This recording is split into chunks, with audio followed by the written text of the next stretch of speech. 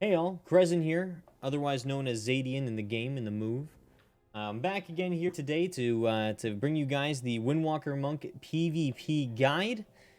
And today we're going to be going through a whole bunch of different subjects. We're going to be covering stat priority, gear priority, essences, traits, talents, rotations, burst combo, playstyle, and add-ons. So the first thing we're going to kind of get into is stat priority. So essentially, it's going to be the same in PvP as it was in Battle for Azeroth here. You're going to want to try and get as much versatility and mastery as possible, because your versatility is going to be decreasing the amount of damage that you're taking and increase the amount of damage that you're dealing by large percent amounts.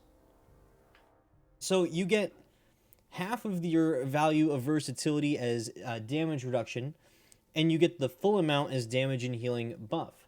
So obviously, just kind of a default stat that outright increases your damage and healing and decreases the amount of damage taken. Very good stat across the board. There's no class that this is bad on for PvP.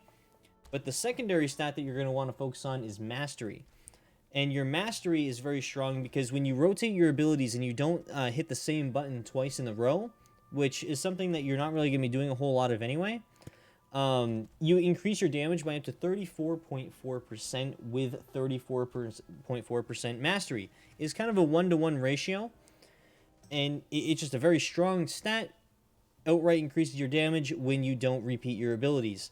So for example, when you hit your Tiger Palm, makes you hit a reverse harm or a blackout kick or a chi wave if that's what you're running, or a rolling dragon punch or rising sun kick. You just don't want to hit Tiger's Palm twice or blackout kick twice or anything like that, because then you're just going to be doing innately less damage.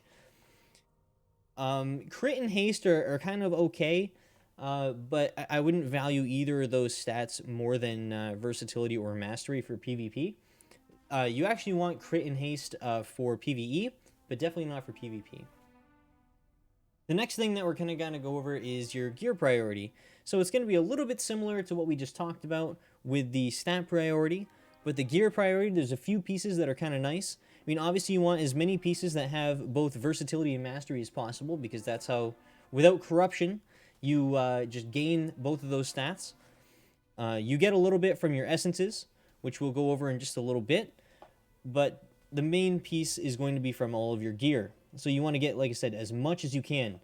There's a nice piece right here, this ring, the Peerless Leviathan's Eye Loop of the Harmonious, that has both versatility and mastery on it. It's a crafted ring. You do it with jewel crafting. It takes 175. It does take a little bit to get to the point where you can create the ring, but it actually doesn't take that long. The expensive part is the Expulsum, because you have to pick up tailoring and level that, and you can mass disenchant stuff, or if you already have a lot of Expulsum, then that's a good thing. Then you don't need to worry about that nearly as much. But it can cost upwards of 50,000 per ring that you create, and it's random on what stats are going to roll on it.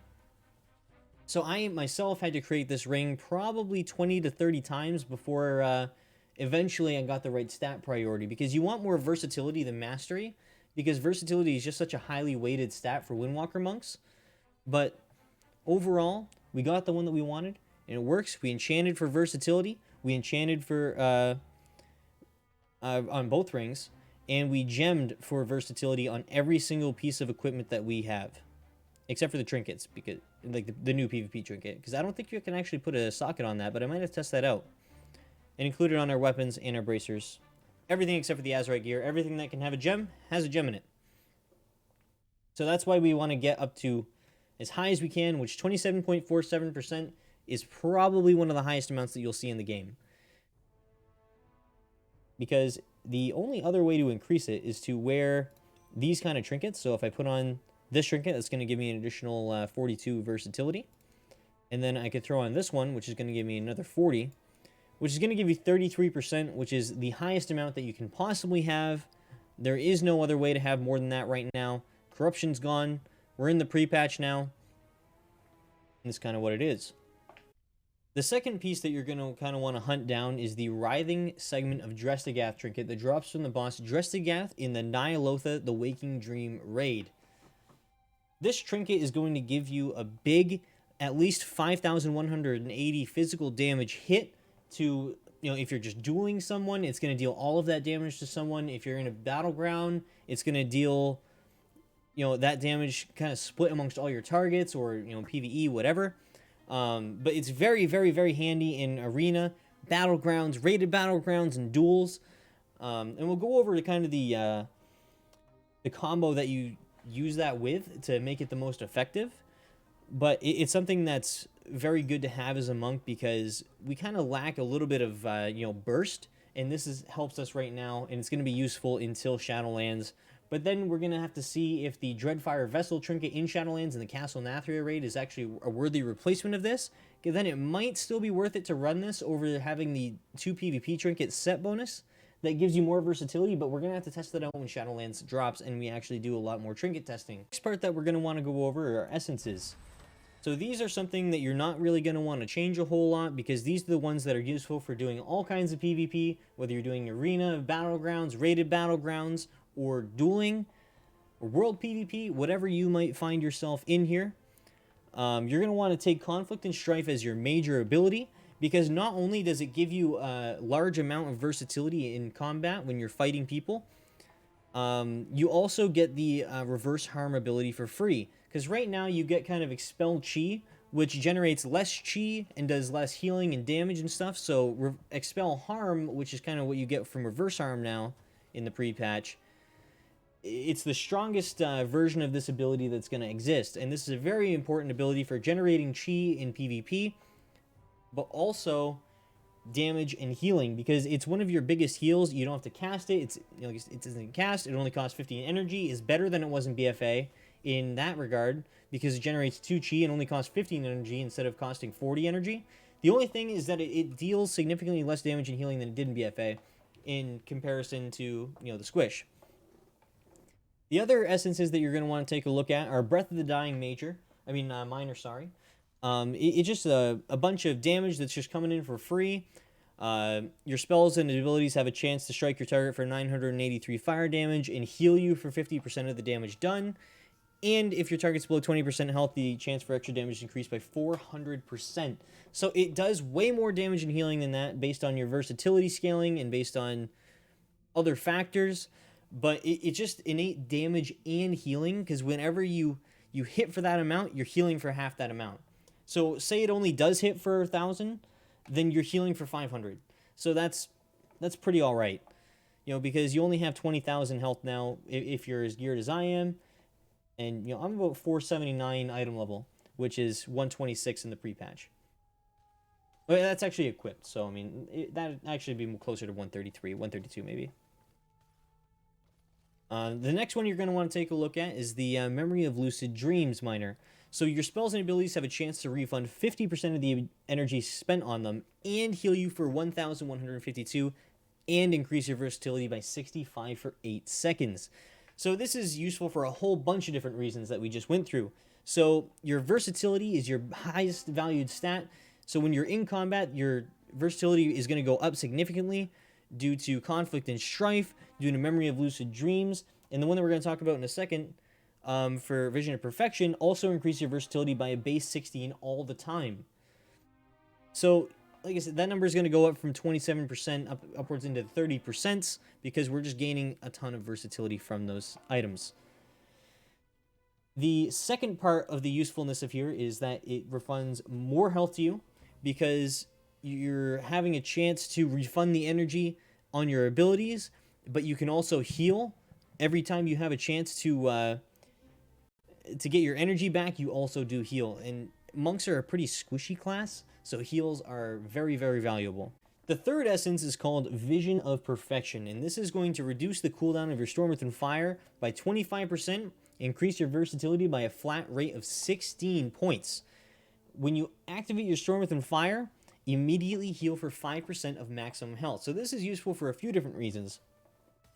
A, it's giving you 16 versatility, which is very valuable. You're doing more damage, taking less damage. The second part is that it reduces the amount of recharge time that it takes for your Storm Within Fire to come back to you. And then it takes 5% of your maximum health and heals you every time you activate this ability. So 10% overall when you use both charges in one fight is a good way to do it. And that's also going to give you a lower cooldown and give you more goes in arena. And a go in arena is called a go because you kind of have different windows of opportunity to go on the enemy and try to land a kill. So the analogy that I like to use first is going up against a mage. So when you're going up against, say, a fire mage, you're going to be using one of your abilities, syncing up with your teammate, and trying to go on the enemy and land a kill. So when you use your Storm, Earth, and Fire as your first go, then you can deal as much damage as you can, right? That get the cauterize, hopefully, that's the ideal. And then as soon as he's got like a, say, a paladin bubble, so the next go you use another Storm, Earth, and Fire, and then after that, the only thing you'll have is his ice block, so then you can use your invoke Zwen the White Tiger, and then you get that final cooldown, and that's gonna open up your your third technical recharge of Storm, Earth, and Fire, because it's only a minute cooldown, just about a little bit over that. But that's gonna give you the extra go to finish the kill and make sure that you can land it. So all of these essences, like I said, are going to be something that you're not really going to want to change. They're pretty much going to be staying the same right up until Shadowlands actually releases and we get rid of the Heart of Azeroth.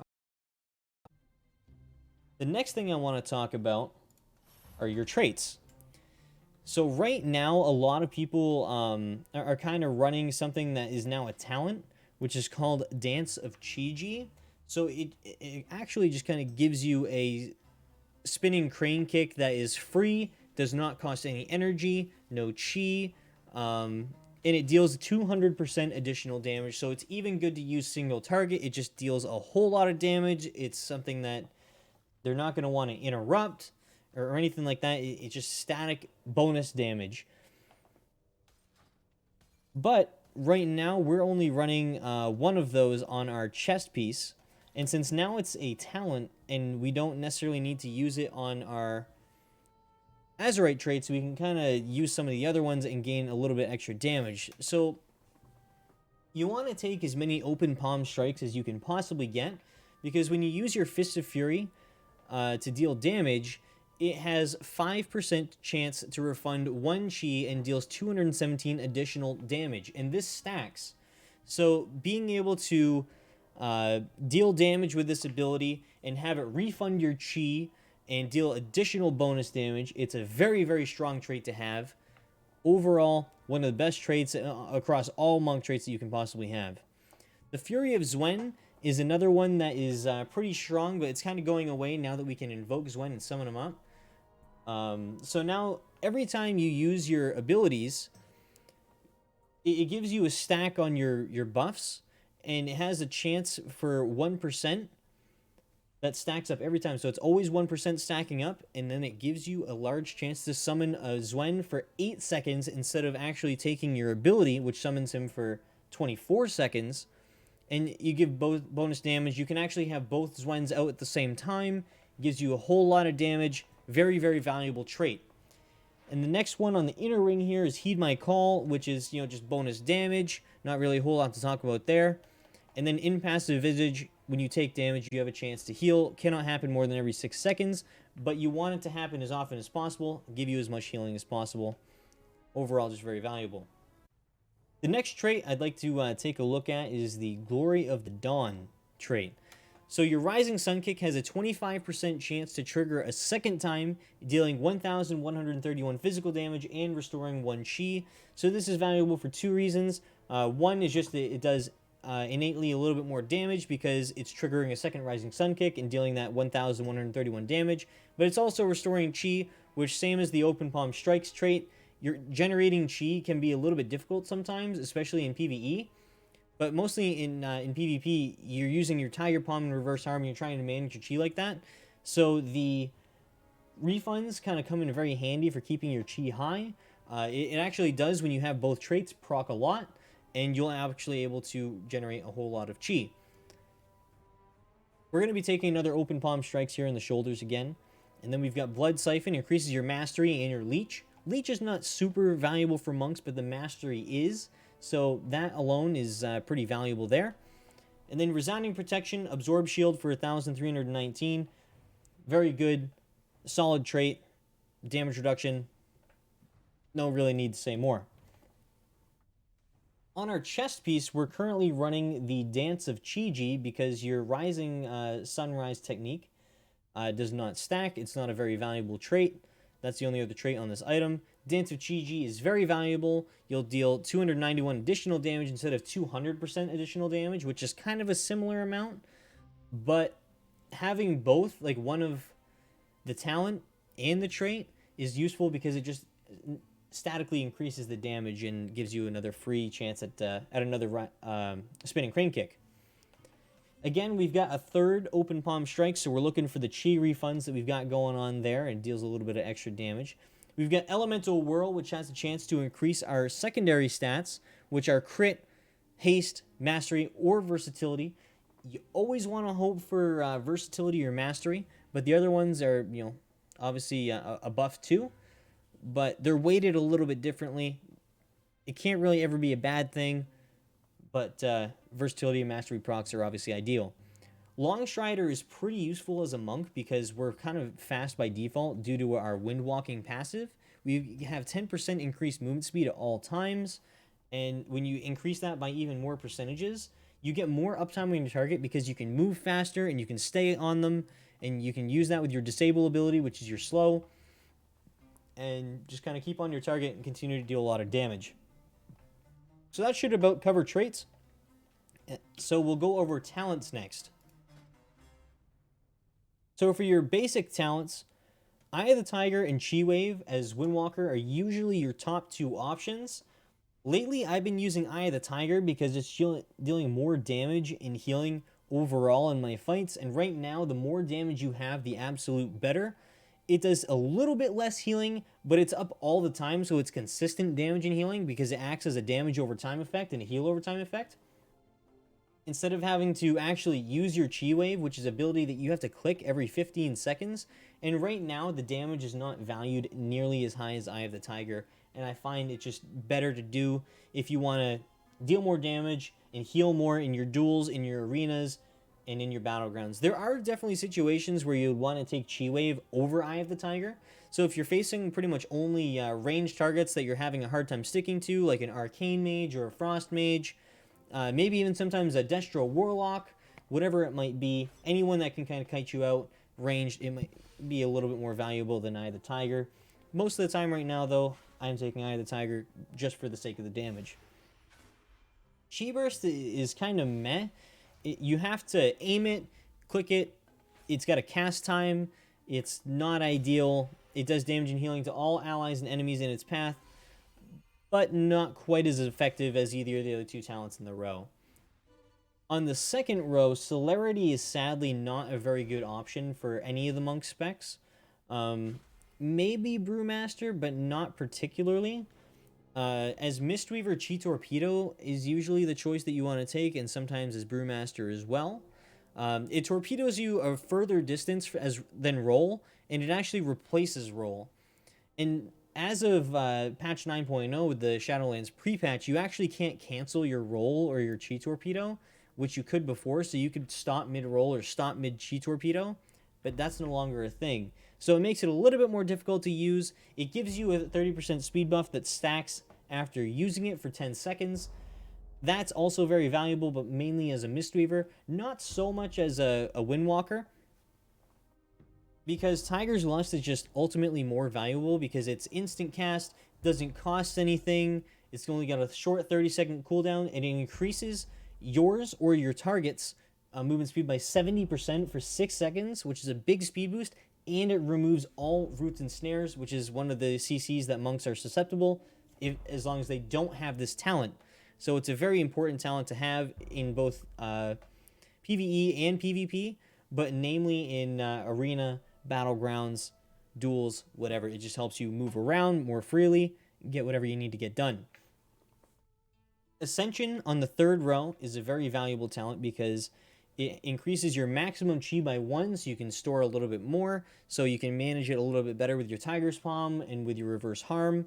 And it also increases your maximum energy by 20, so you go from 100 to 120, and your energy regen is increased by another 10%, so you're able to generate your chi a little bit more confidently and consistently, because the energy bonus total and the regen allows you to spam your Tiger's Palm and your reverse harm whenever you're not having to use your Rising Sun or your Fist of Fury or your Whirling Dragon Punch or anything like that. It's an easy button to just click because you have the energy for it just because of this talent. Fist of the White Tiger is an okay thing to take in PvE, but PvP is just kind of weak. You don't really need to spend the 40 energy to get the 3 chi as long as you're running the reverse harm talent, which right now we're getting it from the necklace, but going into Shadowlands, we're going to want to actually replace that and take reverse harm. But right now we're lucky enough that we can just kind of take Alpha Tiger and grapple weapon and be useful in both situations there. But we'll go over the PvP talents soon. So that's really not overly worth it, in my opinion. Energizing Elixir, they did just remove from the global cooldown list. You can chug an elixir, granting 2 chi and generating 75 energy over 5 seconds. It's got a minute cooldown. It's instant, doesn't cost anything, but the minute-long cooldown and generating just 75 energy over 5 seconds, you're going to be getting just as much out of Ascension as you ever would out of Energizing Elixir, and you don't have to actually press any buttons to have Ascension take effect. On the next row, Tiger Tail Sweep is not super valuable because your leg sweep is on a short cooldown anyway. You know, it's a 1 minute cooldown. It doesn't take all that long to get it back. You can usually delay long enough. It increases the range by 2 yards, and that's not big enough to really make a huge difference. Monks already did get a 1 yard buff on that going into Shadowlands pre-patch, so that's already kind of replacing that talent use. The 2 talents that you do want to take a good look at in here are Good Karma and Ring of Peace. So Good Karma makes it so 100% of the damage that's redirected by Touch of Karma also heals you. So when you're using your Touch of Karma, it takes 50% of your maximum health and redirects 70% of that amount to the enemy target.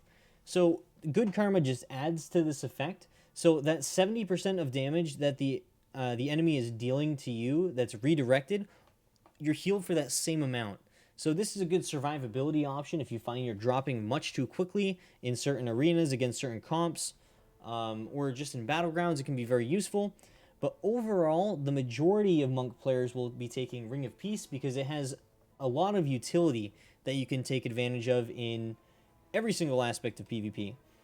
Because you can push healers up against walls. So say they're standing up against the box, you use it right here, and you can actually you'll constantly throw them up against the box and they won't be able to cast or anything like that. You can also use it to pin people into corners or locations that they might not want to be, to throw them out of line of sight, to heal, get some extra kills on targets. You can use it to kite to try and get away if you're going down. If your health is getting a little bit low, you need to buy time for your healer, or you need to run away a little bit, whatever it might be. It's got a lot of utility, so it can stop damage completely, stop healing completely, and it's overall a little bit more utility than Good Karma, which is a little bit more directly focused on, say, beating a melee class as a monk in a duel or something. Going down to this row here, we've got Inner Strength, which is a very weak talent to take on this row. Each chi you spend reduces damage taken by 2% for 5 seconds, stacking up to 5 times. So that's 10% damage reduction. That lasts 5 seconds if you're not spending chi. So the fact that you have to work it up is kind of a weak choice to take, because Diffuse Magic and Dampen Harm are active abilities that do so much more. So Diffuse Magic reduces the amount of magic damage that you're taking by 60% for 6 seconds and transfers all currently active harmful magical effects back to their original caster if possible. So say you're fighting a Warlock, an Affliction Warlock, he's dotting you up, he's using Unstable Affliction, he's using Curse of Agony, he's using all these other things, he's using the Claw Trinket from Mott in Nyalotha. All those effects will not only be removed from your character, but they'll actually transfer over to the enemy character, and he'll be taking his own damage over time damage, everything that he stacked up on you, and it's going to reduce all damage that he's dealing to you by 60%, or magic damage, sorry, for 6 seconds. So any damage that he does after that, after the transfer goes over, will still kind of be reduced, and you'll be a little bit more effective against casters. Dampen Harm is kind of an ability that you take against melee characters who hit hard, such as, DKs and warriors, maybe demon hunters, anything that you want to reduce the damage directly from big hits. Because Dampen Harm reduces all damage you take, magic or physical, by 20% to 50% for 10 seconds, with larger attacks being reduced for more. So say you get hit by a massive warrior execute, or like a paladin execution sentence or something like that. Not that you'd want to take Dampen Harm against paladins, because diffuse magic is just better. It will reduce the damage more on bigger hits towards that 50%. So that one can actually be a lifesaver. I don't almost ever use it though. Diffuse magic is typically just the best option to take in this row. To the 45 row, we used to take hit combo a lot, and each successive attack that triggers combo strikes in a row grants 1% increased damage, stacking up to 6 times. So combo strikes is your mastery as a monk. So that's what not repeating an ability increases your damage. This used to increase that a little bit further, up to 6%. So instead of having 34% mastery, we really kind of had 40% mastery once we stacked it up in our fights. But overall, a new option has presented itself in the Dance of Chi-Ji, which we were talking about earlier when we were going over the traits. Spending Chi has a chance to make your next spinning crane kick free and deal an additional 200% damage. So proccing this gives you free damage that costs no resource, causes additional damage on top of the base damage of the ability of your spinning crane kick. An overall very, very, very highly sought after talent. Rushing Jade Wind is fairly weak. It summons a whirling tornado around you, causing 820 damage over 5.3 seconds to up to 6 enemies within 8 yards. This is pretty weak because the damage is pretty negligible. It costs chi, it has a cooldown, it's an extra ability that you have to click when all of the other options in this row are passives, and this one does more damage, and this one provides more damage once you stack. So overall, Dance of Chi-Ji is looking like it's going to be the option going into Shadowlands, but right now in pre-patch, it absolutely is doing more damage than hit combo because fights are happening too fast. In arenas and duels and whatever, a lot of one-shots happen right now. So Dance of Chi-Ji gives you an extra opportunity to deal that damage yourself, and it's very valuable. For your level 50 row, sadly, there's only still the one option that you really want to take, and that's going to be Whirling Dragon Punch. Spiritual Focus. Every 2 chi you spend reduces the cooldown of Storm Within Fire by 1 second. That's not enough of a cooldown reduction to make it worth it. You're not going to be proccing your Storm Within Fire far more often by dumping all of your chi and using Rising Sun Kick and Fist of Fury, because those are your real 2 big chi generators that you're using a lot. And Serenity kind of replaces your Storm Within Fire, and I'll explain. It enters you into an elevated state of mental and physical serenity for 12 seconds. While in this state, you deal 20% increased damage and healing, and all chi consumers are free and cool down 100% more quickly. This might sound like a decent option, but Blizzard is actually working on fixing the Storm Within Fire bugs right now. So your Fist of Fury and your Rising Sun Kicks and your Whirling Dragon Punches are hitting significantly harder during Storm Within Fire, so you don't want to replace your Storm Within Fire right now. And Whirling Dragon Punch is an ability that does a lot of damage, 1858 on the tooltip, which is a lot. So that doesn't take into effect your versatility and your mastery damage. So you're definitely dealing way more than that on your output. So you'll see more damage than that on your scrolling combat text, on your details.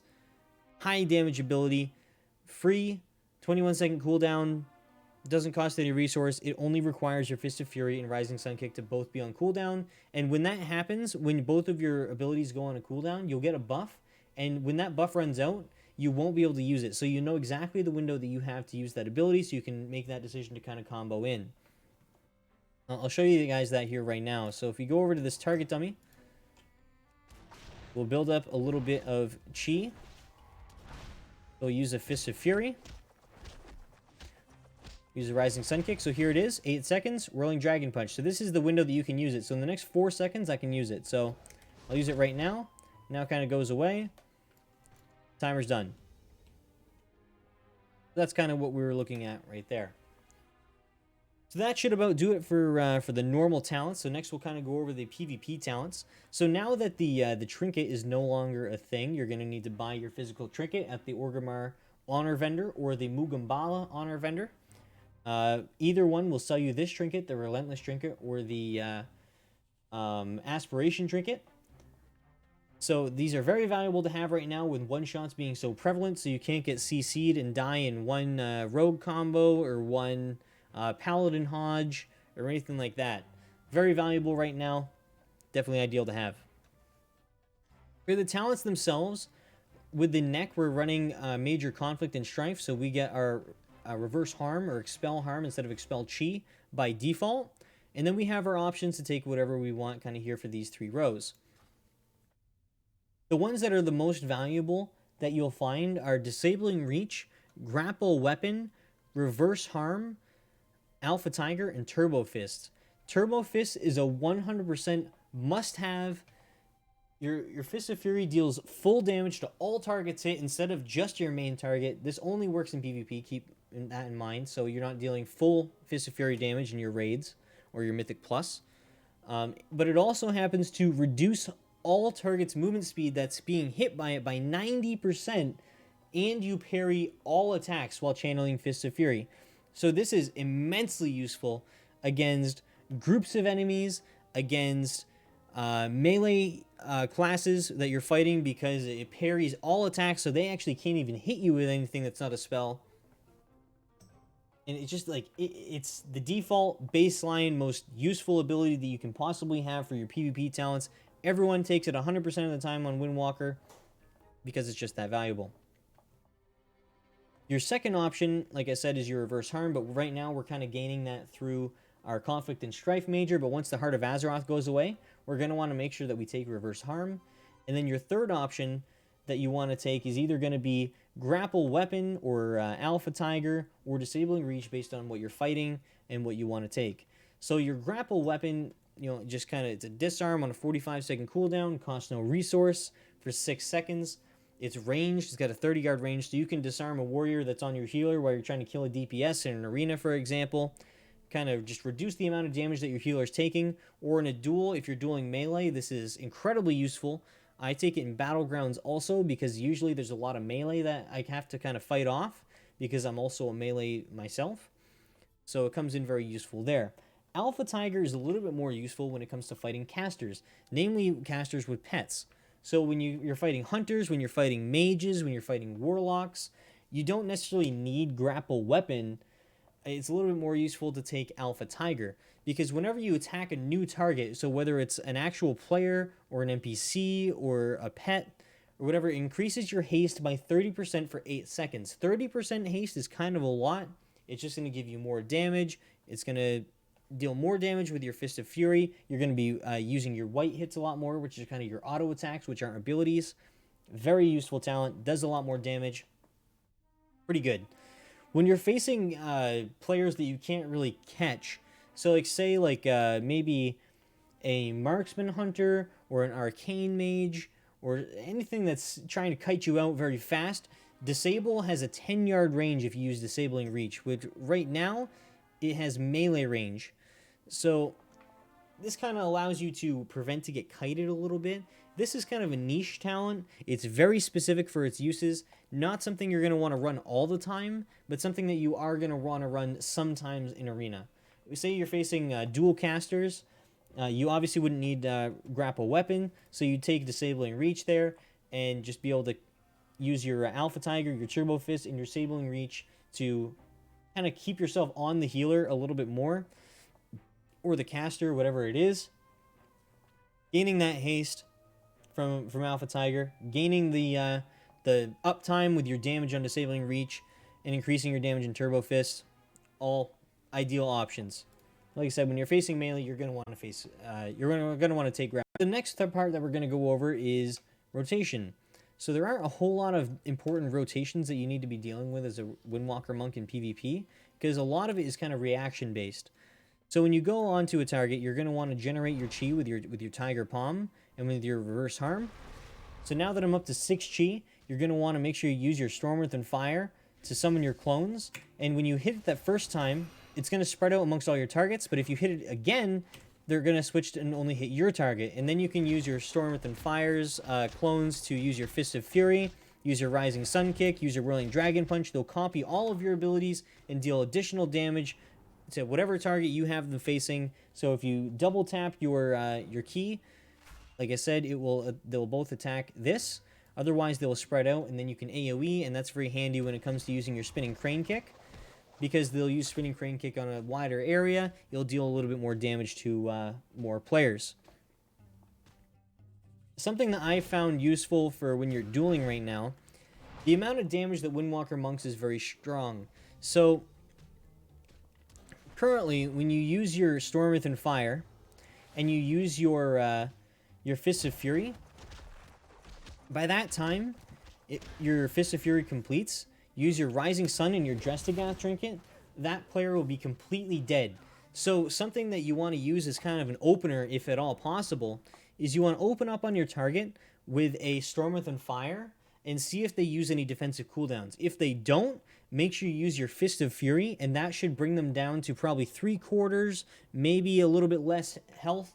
And then you can use your Rising Sun Kick, which is your largest single target damage ability, and then your Writhing Segment of Drestigath if you have one, and you can one-shot someone in that.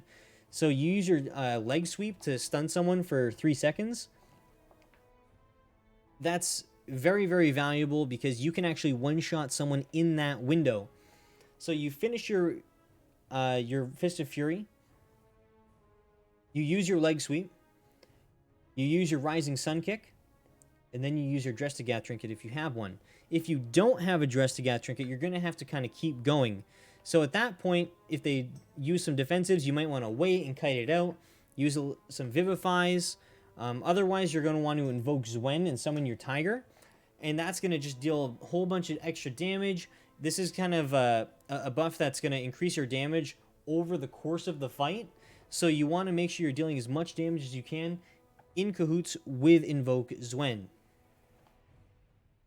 So that's kind of all the rotation, because, like I said, Monk is pretty reaction-based. So say you start taking a whole lot of damage, you're not comfortable, you think you're going to die. Obviously, Karma is the first option that you want to use.